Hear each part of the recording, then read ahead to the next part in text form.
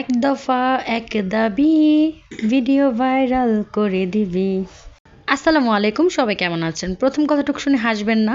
এই দাবিটা আমরা সবাই করতে চাই যারা আমরা কন্টেন্ট ক্রিয়েটর, মানে আমরা ভিডিও বানাই, যে আমাদের ভিডিওটা প্লিজ ভাইরাল করে দেন। যাক, ফান করলাম আজকে, একদম সহজ একটা রেসিপি নিয়ে চলে আসলাম, সিম্পল একটা রেসিপি, যেটার জন্য আপনার একদম টাইমও অনেক কম লাগবে। রান্না যদি করতে ইচ্ছে নাও করে তাহলেও কিন্তু এই রেসিপিটা চটজলদি বানিয়ে ফেলতে পারবেন। চলুন এবার রেসিপিতে চলে যাই। তো আজকে ঢেঁড়সের ডালটা রান্না করার জন্য প্রথমে আমি এখানে কিছু ঢেঁড়স সুন্দর করে ধুয়ে এইভাবে সাইজ করে কেটে নিয়েছি। ঢেঁড়সটা অল্প ছিল তাই আমি অল্প করে ডাল রান্না করব। আপনারা আরও বেশি রান্না করলে বেশি করে নেবেন। তো সাথে আমি কতগুলো মুসুরির ডাল ধুয়ে নিয়েছি, নিয়ে তারপর ঢেঁড়স, মুসুরির ডাল, সামান্য হলুদ, লবণ, মরিচ আর একটু জিরা মানে জিরার গুঁড়ো আর একটু আদা রসুন বাটা দিয়ে ভালো করে একটু মাখিয়ে নিয়েছি। আর সাথে রান্না করা সয়াবিন তেল দিয়ে ভালো করে মাখিয়ে নিয়ে তারপর পরিমাণ মতো পানি দিয়ে দিয়েছি।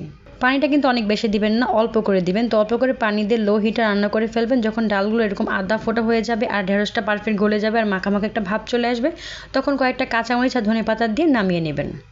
এই সহজ রেসিপিটা যারা ট্রাই করেছেন তারা তো করেছেন, যারা না করেছেন তারা করতে পারেন। খুব অল্প সময় আপনি ঝটপট এটা রান্না করে সাথে একটা ডিম ভেজে কিন্তু খুব মজা করে ভাত খেতে পারবেন। এটা রান্না করতে কিন্তু একদম কম সময় লাগে। দেখেন আমি রান্না করে কিন্তু চটঝুলতে কাঁচামরিচ দিয়ে খেয়ে ফেললাম। আপনারাও এটা ট্রাই করে ফেলবেন, যারা না ট্রাই করেছেন তারা একবার হলেও ট্রাই করবেন। আর এরকম সহজ সহজ ভিডিও পেতে হলে কিন্তু অবশ্যই আমার পেজটা ফলো করতে হবে আর আমার চ্যানেলটা সাবস্ক্রাইব করতে হবে। তো আমাদের দাবিটা মেনে নিন, ভিডিওটা ভাইরাল করে দিন। আল্লাহ হাফেজ।